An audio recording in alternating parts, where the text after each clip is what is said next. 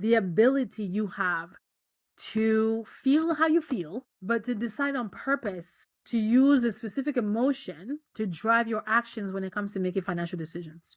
Because what I see today is because we are under the impression that we're only supposed to be happy, when we feel a negative emotion, it's almost like we're out of control and we don't know what to do with it. But because we don't know what to do with it, that's what drives everything that happens afterwards. And next thing you know, you're making financial decisions that you look back on and you have tons of regrets, shame, and guilt because you didn't realize that you were being driven by an emotion you hadn't processed because it felt so heavy. And this is what I used to do with myself when I was dealing with food, right? Or even with me overspending. I have days where I used to overspend. I'm over that now, which is incredible. And this is why I help women through the same path. You want to stop overspending, I'm your girl. You want to prepare for retirement, I'm your girl. You want to stop underspending, I'm your girl. You want to spend money in a way that feels aligned, I'm your girl. Because I've been there.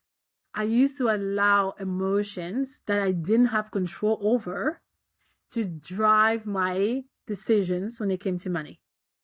And the results were always catastrophic.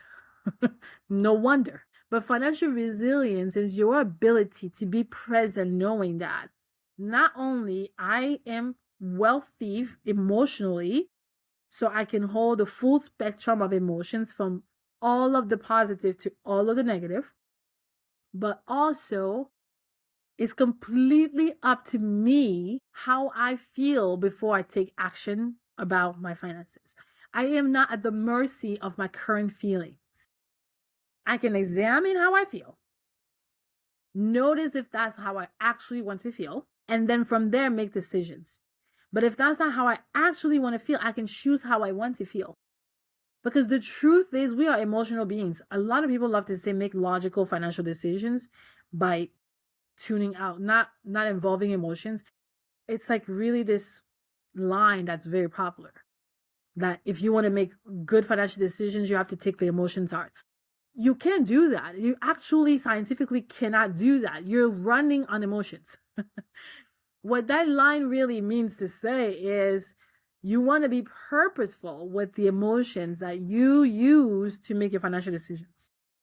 So I want to invite you to tap into your body, to get familiar with how you feel, to identify emotions. Am I feeling a good emotion? How does it feel in my body? And I keep using the word good or bad because that's what you use. You all love to tell me I feel good because it's a positive emotion and I feel bad because it's a negative emotion. But I actually define them as positive and negative only. Because negative is not bad. I'm going to keep repeating that until you finally get it.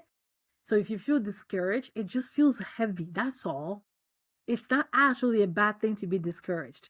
It's just for you to tap in and observe and like, oh, what's happening? Let's explore where this discouragement come from. And so this is your opportunity to look in to yourself.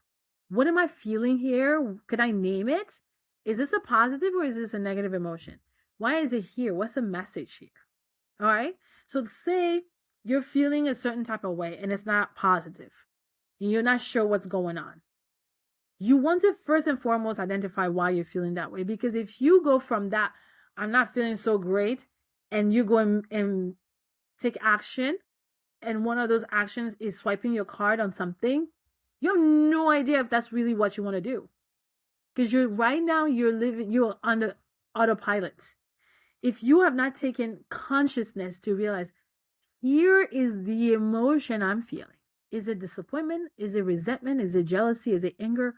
What is this heaviness I feel in my body? That is the emotion that will drive your next actions.